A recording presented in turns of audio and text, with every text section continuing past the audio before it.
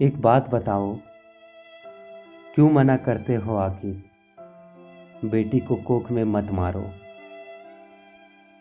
सुनो, बेटी को कोख में मर जाने दो। मरना तो है उसे यहाँ आकर भी। कम से कम दरिंदगी, वैसीपन से तो बच जाएगी वो। कमाल की बात यह है कि जितने हाथ कैंडल उठाने के लिए उठते हैं ना,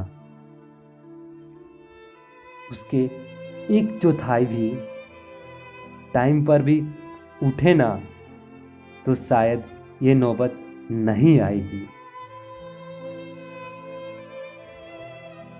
कभी कभी लगता है ठीक है वो माँ बाप जो बेटी को अपनी कोख में ही मार देते हैं।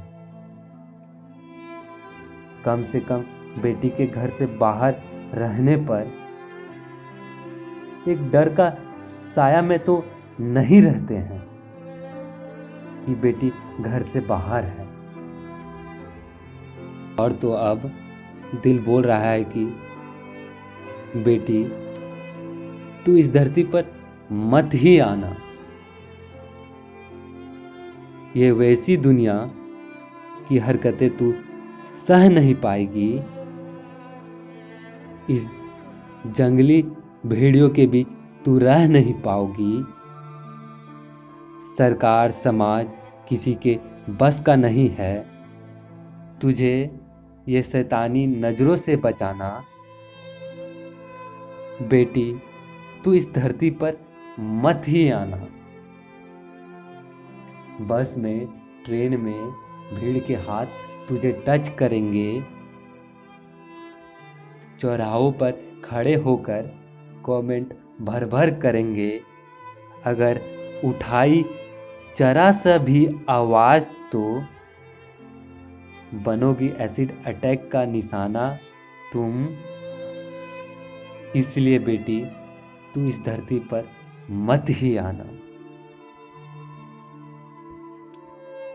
कपड़े तेरे छोटे दिखेंगे, चाल तेरी बेशरम दिखेगी, स्माइल तेरा हाँ होगा, ड्रिंक सिगरेट तेरा करेक्टर लिखेंगे। हर मर्द तुझे छूने का ढूंढेंगे बहाना। और इसलिए बेटी तू इस धरती पर मत ही आना। सहेगी तू सब, सहेगी तू सब, पर मजबूत मर्द कहलाएंगे। गलती उनकी होगी पर जमाने वाले तुझे दोषी ठहराएंगे।